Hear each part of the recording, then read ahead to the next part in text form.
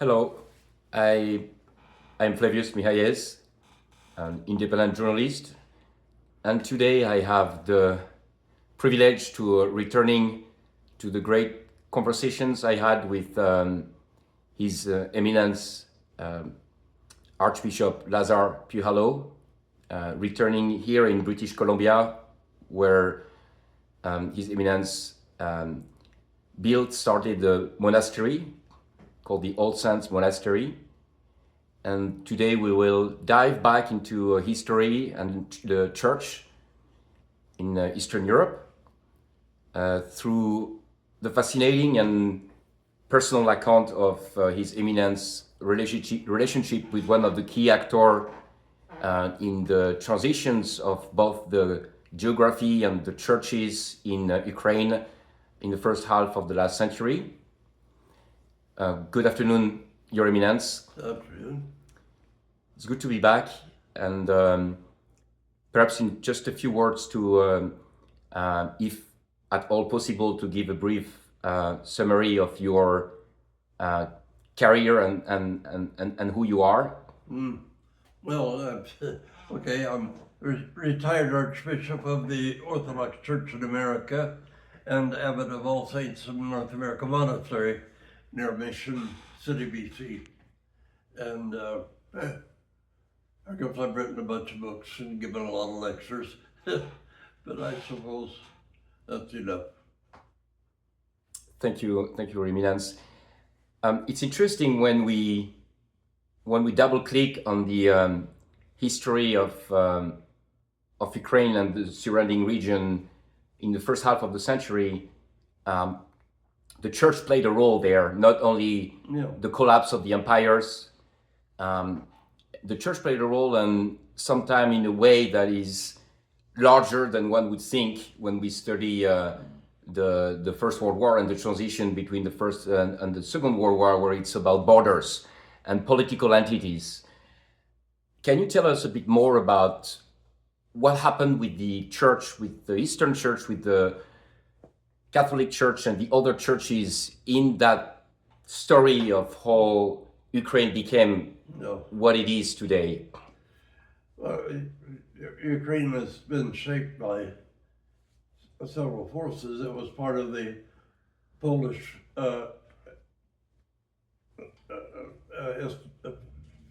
Lithuanian Commonwealth for a while, part of their empire that they had. And that had a big influence on the language as well as on the culture in certain ways. And part of Ukraine was always in the Austro-Hungarian Empire, which also had an effect on the culture of that part of Ukraine. The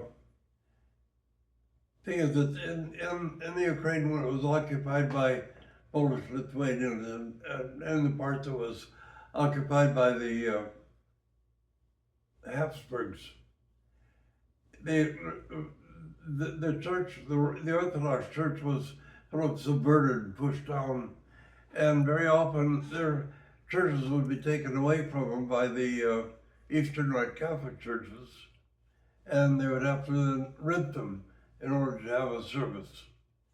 And it was part of the nastiness was that the Jesuits turned over the original Orthodox churches to Jewish landlords, and that was part of the unpleasantness that was created by that circumstance.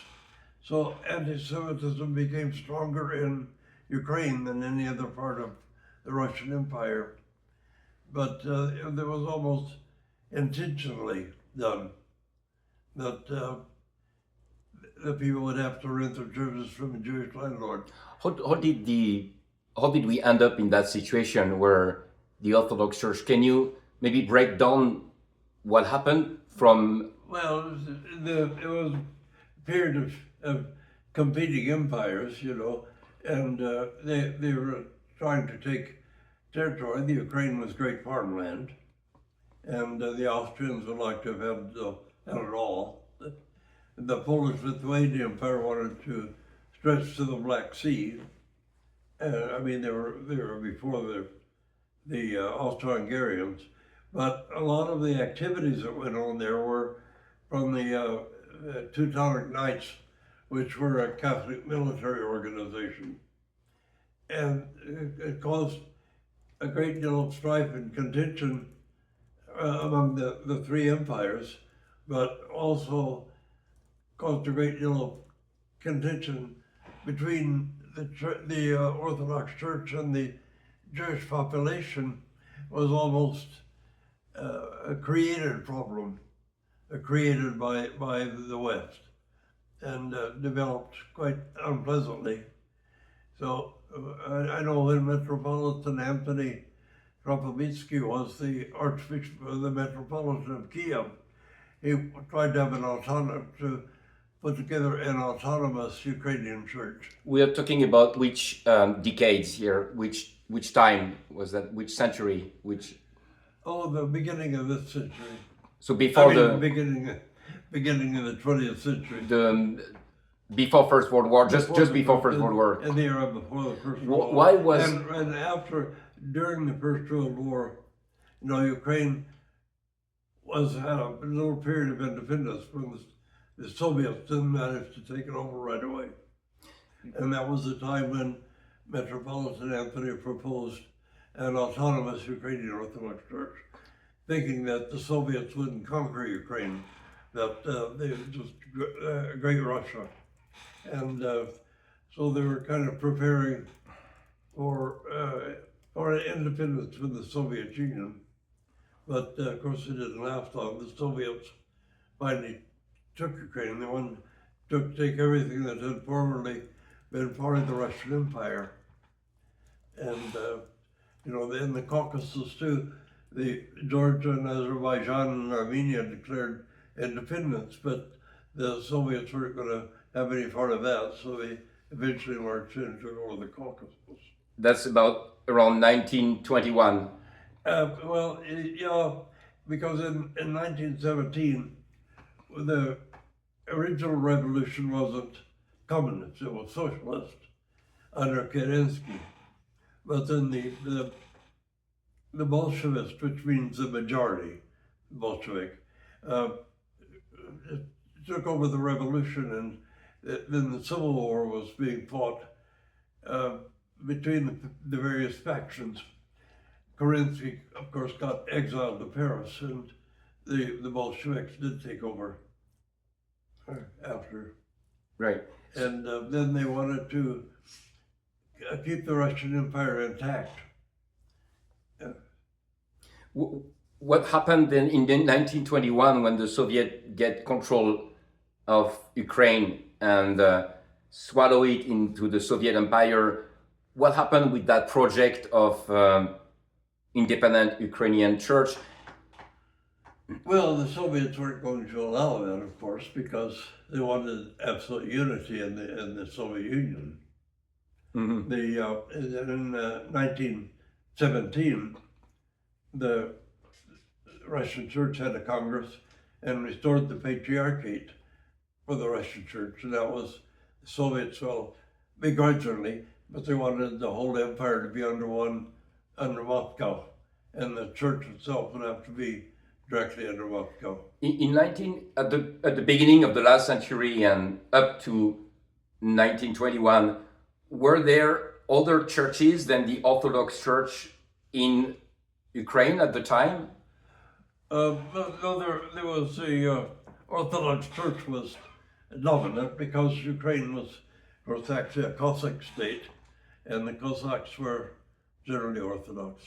But there was the tension, especially after the Treaty of Brest, that the Unia were permitted to flourish in that part of Ukraine that was occupied by the Austro-Hungarians.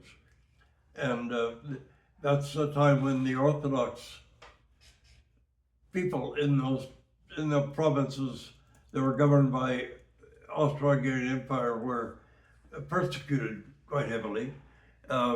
Sometimes it got to the point where the Orthodox divine liturgy was going on, and then the soldiers would come and barricade the door from the outside and then set the church on fire. The people inside would all be burned to death, couldn't escape. So it got quite nasty in that period of time. When you mentioned the Treaty of Brest is the late 16th century treaty. Yeah, that allowed the Uniate to exist. How would you describe the Uniate Church?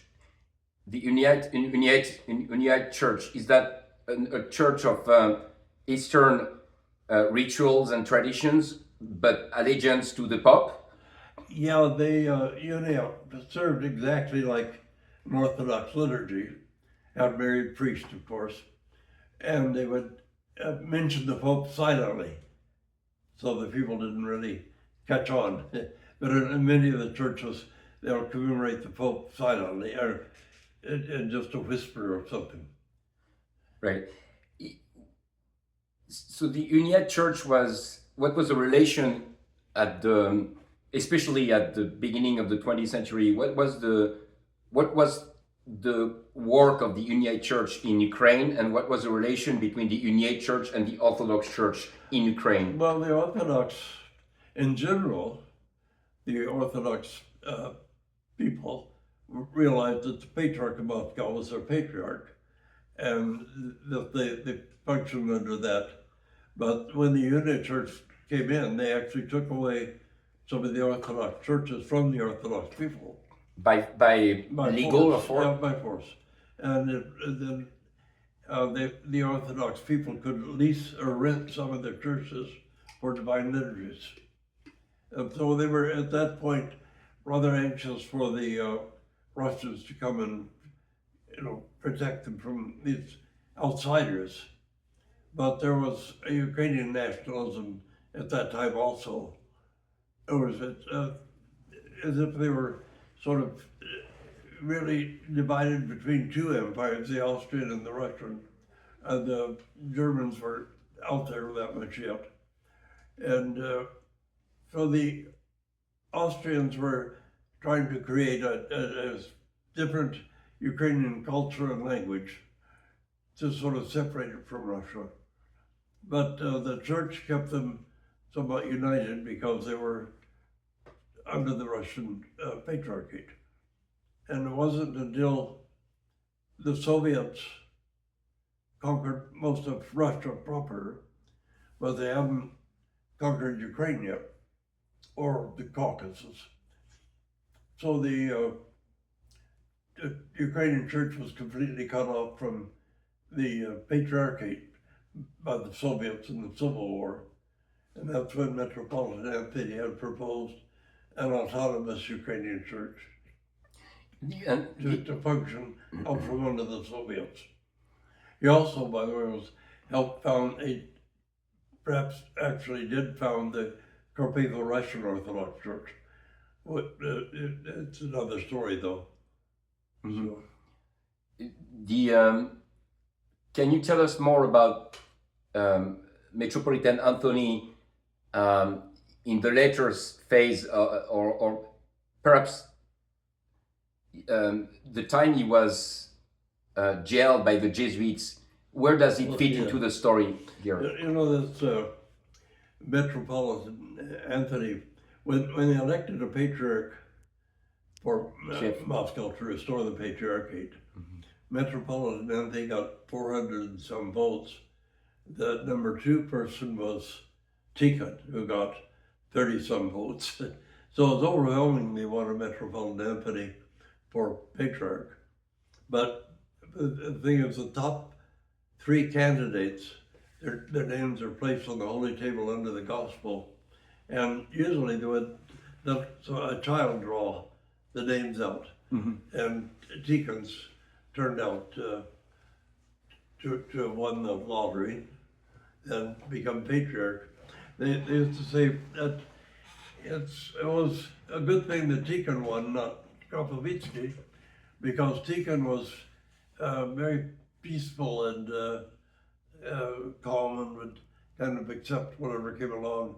Metropolitan Anthony would have been too fiercely anti-communist, so he wouldn't have kept his mouth shut, and he would have been exterminated quite quickly. Mm-hmm. So, but anyway, when he didn't win the election for patriarch, they gave him to be metropolitan of Kiev, which was considered the mother of Russian cities. So it was especially high rank to be metropolitan of Kiev. But when the sort of, we usually refer to them as a Petrova faction, the sort of almost fascist type of Ukrainians had formed a military force, and they were, of course, largely Uniats and in charge of, in communion with the Jesuits. And they arrested Metropolitan Anthony and Archbishop Evlogios, who later became Archbishop of Paris. And they put them in a Jesuit prison, not a civil prison or a Polish prison, but a Jesuit prison. Where was that exactly? In Kiev or more in the western part? In part of Poland. In part of, in Poland, yeah. So they, you know, the men wanted to keep busy with something, so Metropolitan Anthony wrote his commentary on Dostoevsky from memory in that prison. He had no access to books, but from memory. And Evlogios was looking for something to do, and Metropolitan Anthony suggested he write his memoirs, just sort of keep their minds occupied. There's a little story where the Polish cardinal wanted to meet these two high-ranking Russians, so they were called to the palace, I suppose, the cardinal's palace, and the cardinal came in, and I think it was Metropolitan Evlogios, or Archbishop Evlogios, described it as the little cardinal swished in. And he was quite surprised because Metropolitan Anthony conversed with him in Latin. Yeah. And Evlogios couldn't speak Latin, he could speak Polish, so he conversed in Polish, but they were surprised that Kromowicki knew Latin so well. But they were eventually, of course, relieved and let to go back as the communists solidified their control more and more. They went back into the Russian sphere. So that practice of closing and taking churches away is not new in Ukraine. No, there was the Unia doing it at first. Yes. What has the Unia become today? Is that still active, the Unia Church in Ukraine, or has become the Greek? No, it was the Soviet Germany did all of that. Yeah. And then, but now, the Ukrainian sort of autocephalous Orthodox Church, and you'll see the Ukrainian Orthodox Church, which is under Moscow Patriarchy technically. There's a strife to de-Russify everything, and so the Ukrainian autocephalous Church has a great following, but it's mostly nationalist, not so much about the faith as about nationalism. Is it correct to say that the Unia Church, or part of it, evolved into the Greek Catholic Church in Ukraine, or these are two separate? No, well, they call the Unia is Greek Catholic. Okay, so today the Greek Catholic Church in Ukraine, is that the offshoot? The Ukrainian Catholic. The offshoot of the Uniat? That is the Unia. Right. Yeah. That is the Unia. Yeah, and is it active? This church is still active in Ukraine? Oh yeah, very active. Yeah. Yeah. Especially in the westernmost provinces. Yes. Yes. Did Germany have a role into that transition or those events? Well, Um, not in the beginning, because the German Empire hadn't, frequently the three empires would divide up Poland. Austria had part of it, Russia had part, and the Germans had part of it. But they weren't playing that much of a role at the time of the revolution in it, except that uh, Germany had started, the war was going on already, and Germany, in order to undermine Russia and try to close the Eastern Front so that there wasn't a battle on the Eastern Front, uh, the Kaiser had Lenin brought back into Russia in a sealed rail car, thinking it would cause confusion and chaos and put Russia out of the war. mhm. So that, at first, that actually worked for a little while.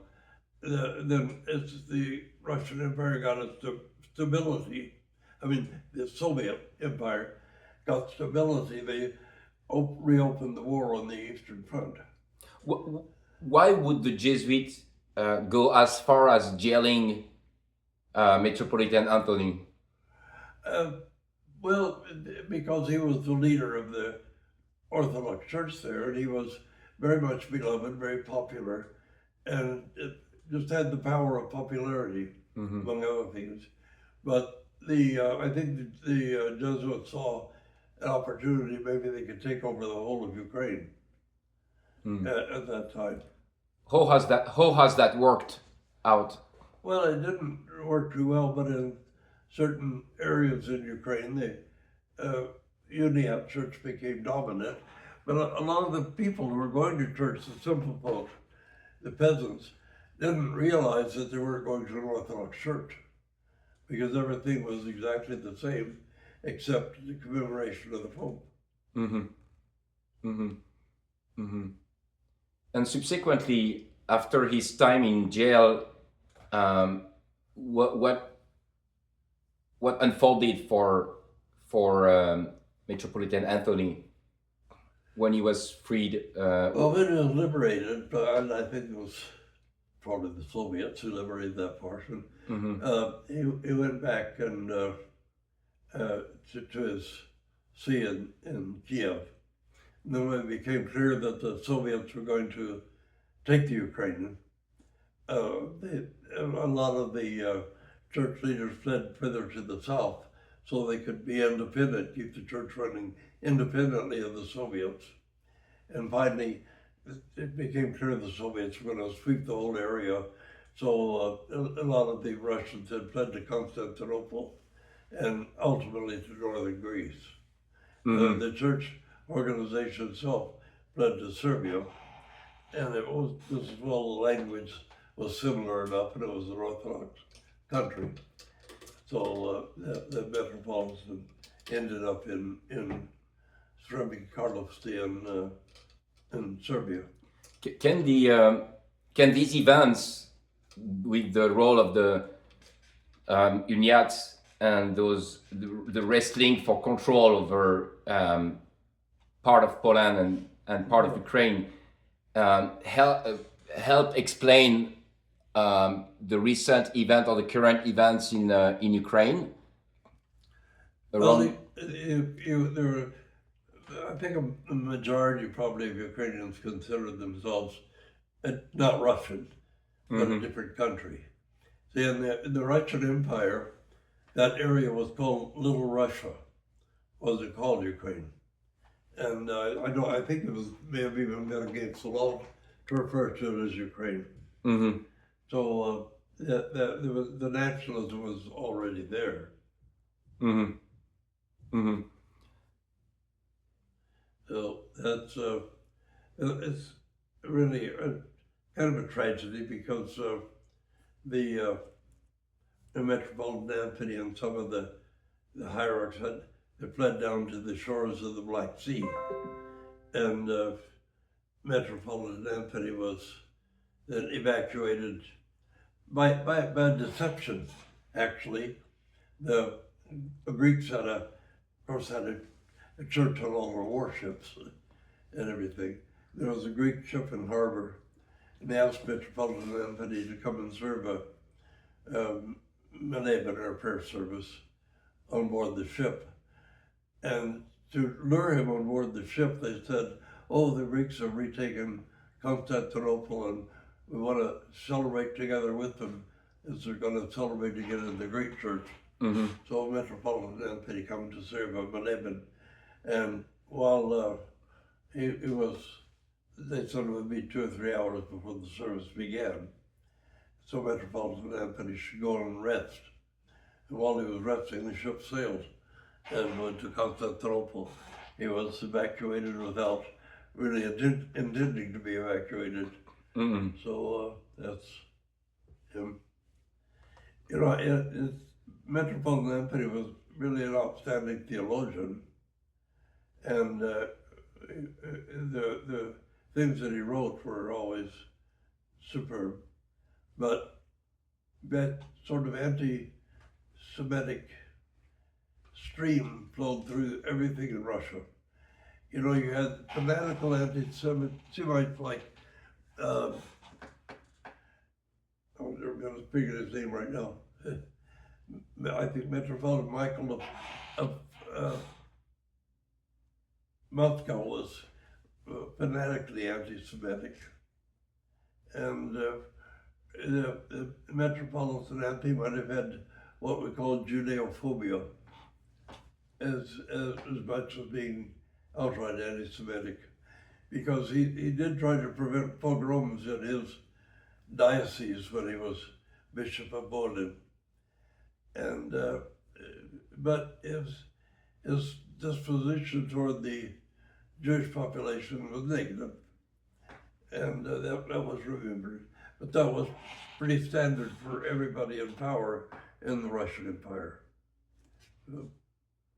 And what made you choose Metropolitan Anthony as a spiritual grandfather? I think we call it one. Well, the first of all was his work on Dostoevsky, a Russian woman that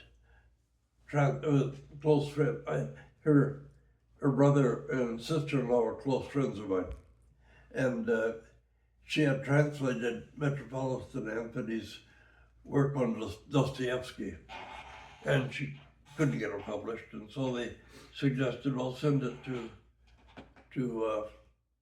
Synaxis Press in the monastery. And we liked it very much. We did publish it, along with Dostoevsky's concept of spiritual rebirth, both of them. And I was very moved by how he wrote about that, and then read a history of him by one of the metropolitans of the Russian Church, and also I was a good bit under the influence of Archbishop Vitali of Montreal from the late 60s on, and he was a disciple of Metropolitan Anthony. Mm-hmm. So I heard a lot of the stories about Metropolitan Anthony from him, and from his former secretary, George Grabe, was with him in the exile and in Serbia. So he had a lot of stories about him, personal reminiscences, which I could gather together, and other information. I wanted to write a biography of him because I was quite impressed by. But one thing that did impress me was his approach to writing about the main dogmas of the church. He looked at them from an existential point of view. And he didn't want to write an exposition of the dogmas. But Immanuel Kant had become very popular among students in Russia. And Immanuel Kant taught that the dogmas of the faith undermine the natural morality of men. So Metropolitan Anthony, to refute that, he wanted to show that the dogmas of the faith underpin our spiritual struggle and salvation, understanding of salvation. That every dogma has a moral basis or moral purpose. He wasn't interested in writing the whole doctrine or dogma out and but he wanted to show the moral basis of the main dogmas. And from his point of view, it's how does the dogma impact your life if you follow it? What existential value does it have to you? How does it change and shape your life? So he was writing about that moral foundation that the main dogmas provided, but he was writing it against Immanuel Kant's teaching. Against. Immanuel Kant's teaching. That's pretty bold. Immanuel Kant has such a aura within philosophy. Well, he did his big deal among the Russian students. And Metropolitan Anthony's main thrust was Immanuel Kant taught that the dogmas of the faith were a hindrance to natural morality, numinous morality. And Metropolitan Anthony said, well, he's thinking about the Latin dogmas, the Western dogmas, because they have no existential value. And he wanted to show that these things impacted your daily life if you were following them. And so that he wrote the moral idea of the main dogmas of the church, which Vladika Lazar and I translated to English and published at the monastery. Then I did a biography of Metropolitan Anthony. And, well, you know, certainly no one is perfect. But his Judeophobia, I think, was the thing that bothered me the most. That was almost part of the culture in Russia at the time. And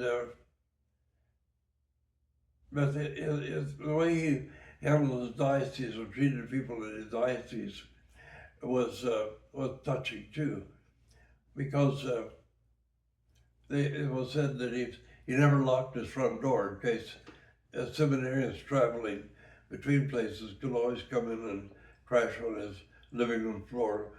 But the samovar was always operating, and he had several samovars in the kitchen. And one archbishop described it as looking like a steam-driven factory with all the samovars boiling away. But there was always tea and something to eat for anyone who came in during the night. That, I can't remember offhand the bishop's name, but one bishop who had been had slandered Metropolitan Anthony and cursed him and really hated him.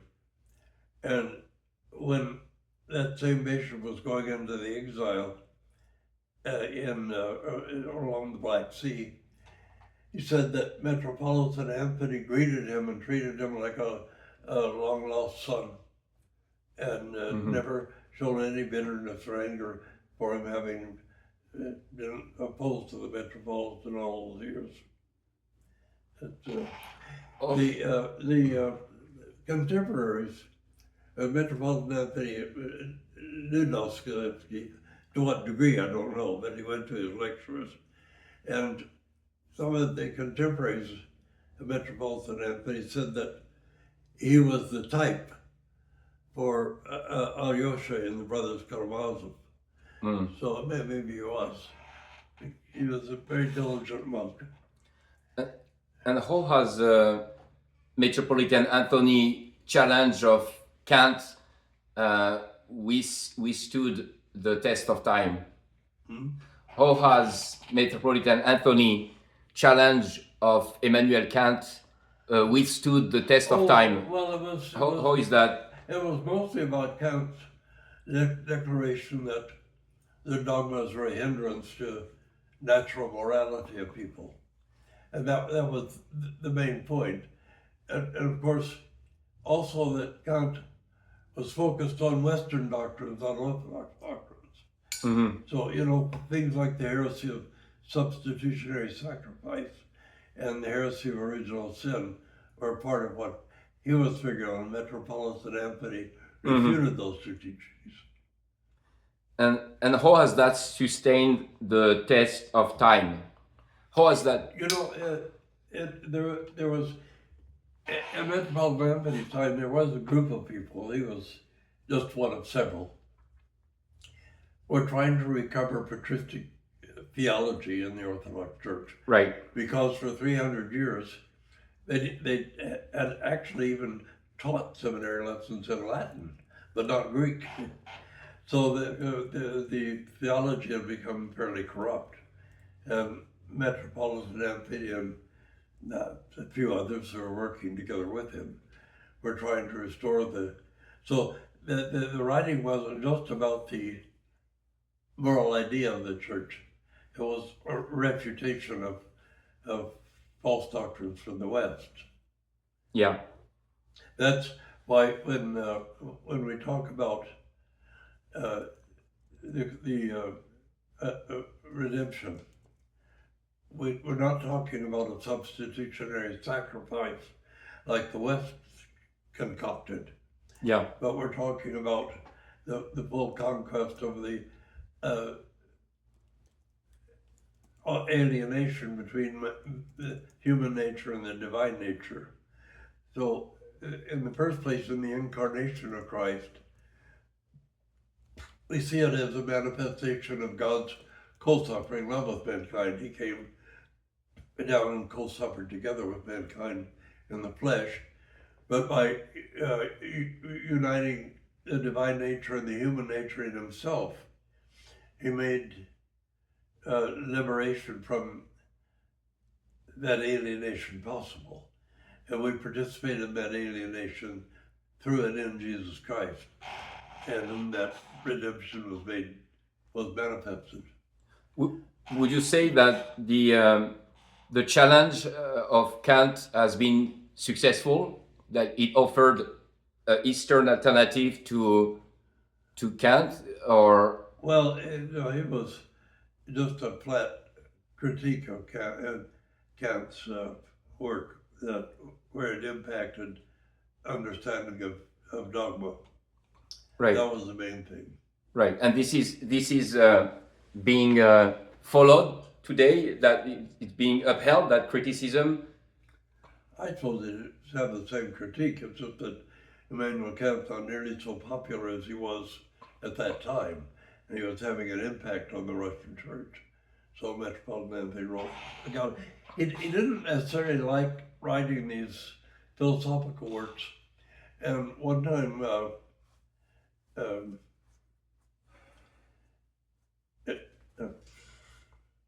anyway, the man who became Metropolitan of North America, and Leonti Turkevich was one of his students. And Turkevich wanted to write something, and Metropolitan Anthony advised him, well, don't write for the intelligentsia, write for common people, because they'll read it and take note of it and try to manifest it in their lives to some degree. But if you write for the intelligentsia, all they'll do is critique the work, but it won't have any impact on their spiritual and moral lives. So he was in a position where he had to write at a little bit of a more philosophical level, because he was the inspector of the seminaries, and later, as Archbishop, he was really head of several seminaries. And he wanted to straighten out the things that were being taught in the seminaries, make sure they were actual Orthodox teachings and not Latin teachings. Mm-hmm. And so that's why it was so important too, because he was one of the beginners at the foundation of a movement in the Orthodox Church to recover patristic teachings, and instead of just philosophical teachings.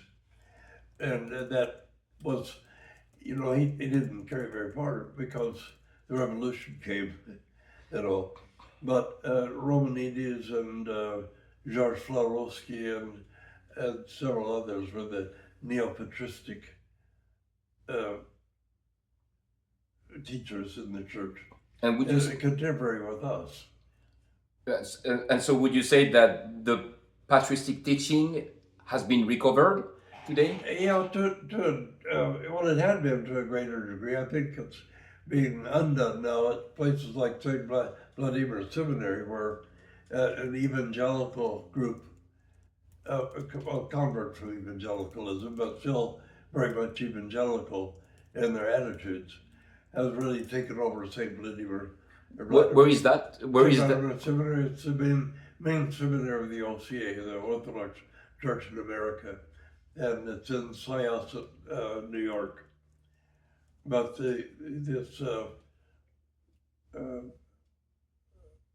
ultra right wing, I would call it, movement, the people who had, I'm not saying they openly deny evolution at the seminary, but in general, with evangelical people, they're very hostile to the reality of evolution. And how is that related to the patristic teaching here?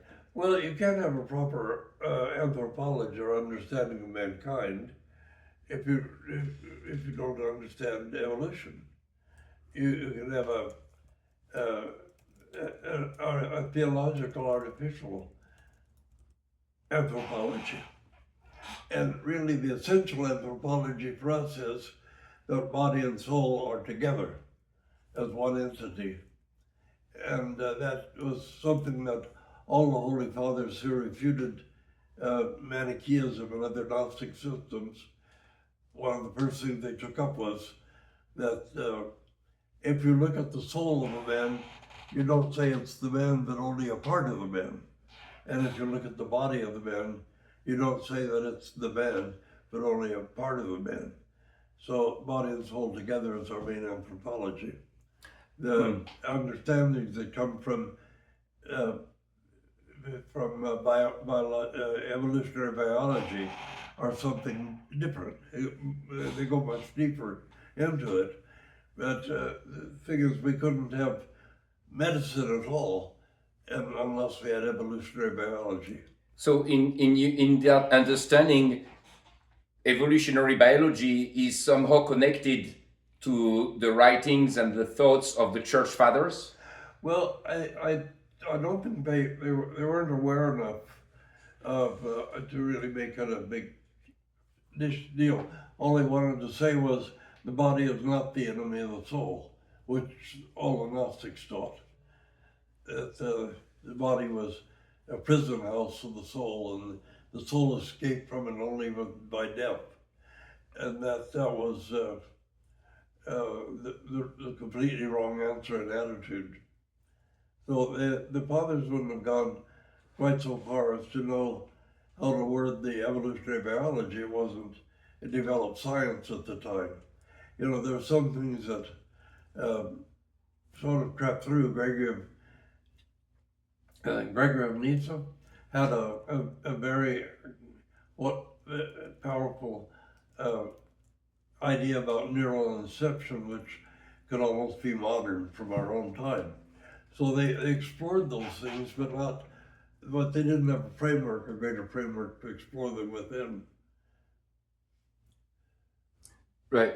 But in your understanding, today the patristic teaching today includes acceptance, integration of evolutionary biology. Yeah. The implication was there because medicine was considered a ministry of the church in the beginning. Sorry, what was? A ministry of the church. Yeah. And the three cousins of Apostle Paul, three women, were the first unmercenary healers who healed without charging. And that was a firm tradition in the church, the unmercenary healers. But when the Byzantine Empire was founded, there was a universal healthcare system, free healthcare system.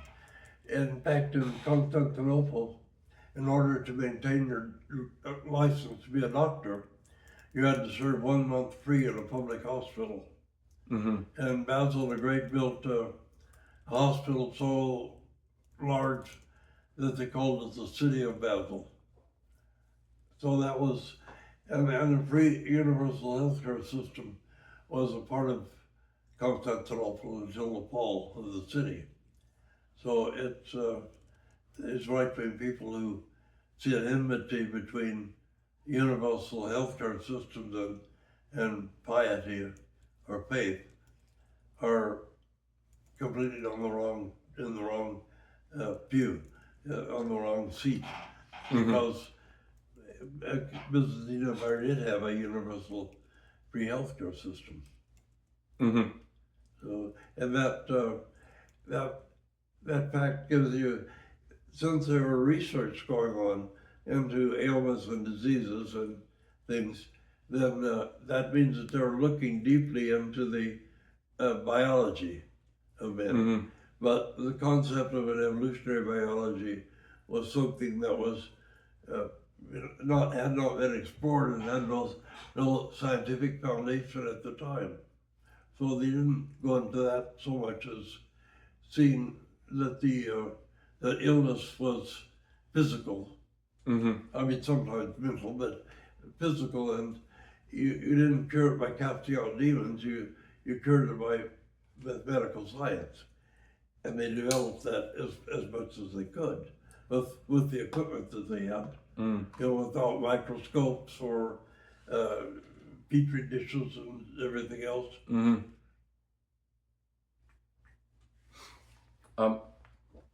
Thank you.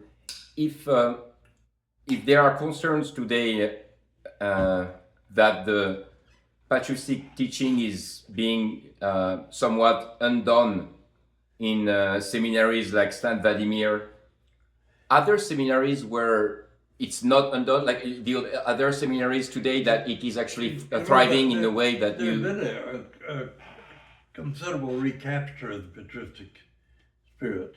In where? And in George Pawlowski was teaching at St. Vladimir's in the early part of the last century.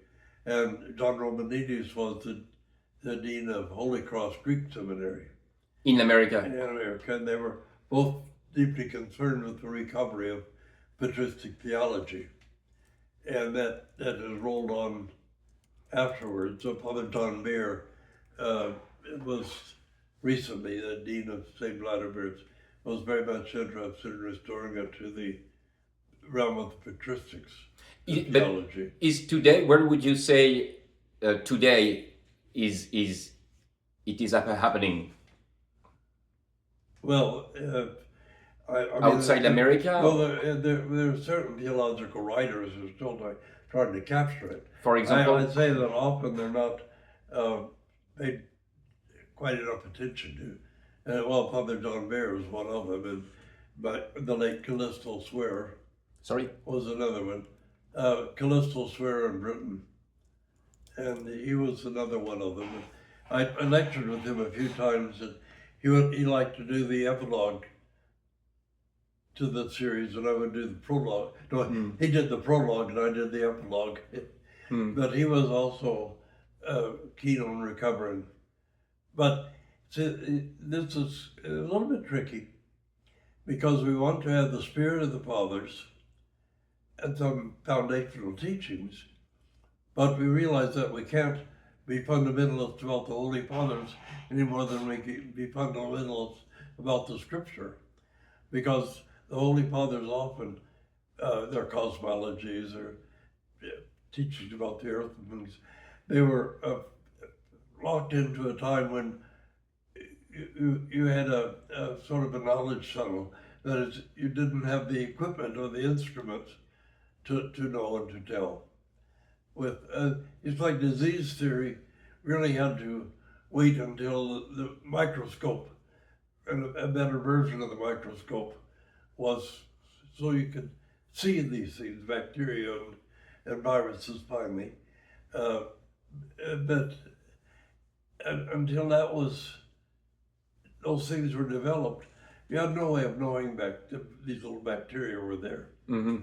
You could surmise, but it was easier to think of they were demons instead. But they were really bacteria. So bacteria are demons. Are there seminaries outside the West, so seminaries in the Slavic world, or Slavic or Eastern world where the patristic teaching Yeah. is thriving, or Well, I it's hard to suspect tell. there's a good bit of it going on trying to carry on that recovery. What, But at the same time, there's kind of a block to it by modern circumstances that some teachers become afraid of. And by fear, they start to shut down. afraid of what? The contemporary world. Such as? Well, you know, the West and Protestants in particular had this apocalyptic fantasies, or we properly called eschatological fantasies. You know, about the last day, suddenly all the good people were going to be raptured into the sky, and the bad people were going to be left behind to suffer. But all this is going to take place soon. But how would that interfere with the patristic theology? If we look at it, see, the eschatology has become fearful for a lot of people in the West. It's something to be terrified of. But from an Orthodox point of view, eschatology, the end of the world, second coming, are something we look forward to with anticipation and hope and joy as a fulfillment of all God's promises to mankind. So it's not a matter of some people will be raptured, some people left behind. The recapture from some of the mythologies, and a lot of the mythologies were metaphors, but that became hardcore mythologies. But understanding that when we depart from this life, the only thing we come into contact with is the love and glory of Jesus Christ. And our own conscience will be what judges us at this time, because all the memories of the conscience will be called forth. As Apostle Paul said, when the secrets of men's hearts are made known, and the conscience will judge you. The river of fire poured forth from an imagery from Daniel, from the Ancient of Days. The river of fire is, according to St. Basil the Great, both heaven and hell, because it's really the river of fire is really the presence of the love and glory of Jesus Christ. You know, it's like a burning fire, but it acts on your own personal conscience. Mm-hmm. Your conscience will tell you whether you're on the right or the left of the thing. And the idea that there's a fiery pit where people are going to burn for eternity, no, that's not an Orthodox concept. So what you say is that so there's some of that trying to be recovered. The prevalence of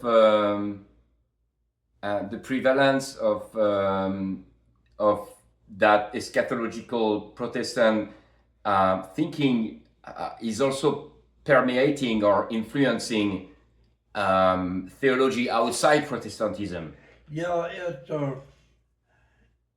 actually, when I've talked to some Protestants who actually converted at the monastery, they were been talking to me about the substitutionary sacrifice teaching of redemption. And they knew something was desperately wrong with it, but they didn't have another language in which to vocalize it. So Orthodoxy gave them a language, the Holy Fathers gave them a language, so they could free themselves from that very ugly doctrine and become fully participants in the glory of Christ. That's we have something that was a metaphor of the Orthodox Church that got rather out of hand and became in some of our mystic monastics and things especially. It's called the toll houses. Mm-hmm. And the toll houses are really a metaphor for your conscience when you depart this life.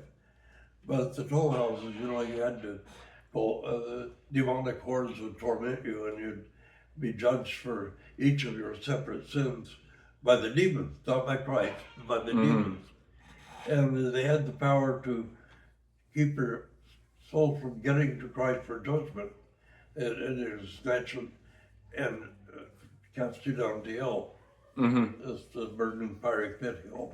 And that's been something of a pastoral nuisance, because the only thing you're going to encounter is the river of fire, which is the love and glory of Jesus Christ. And that your conscience instantly knows whether it's done these things or not. So, and your conscience will judge you.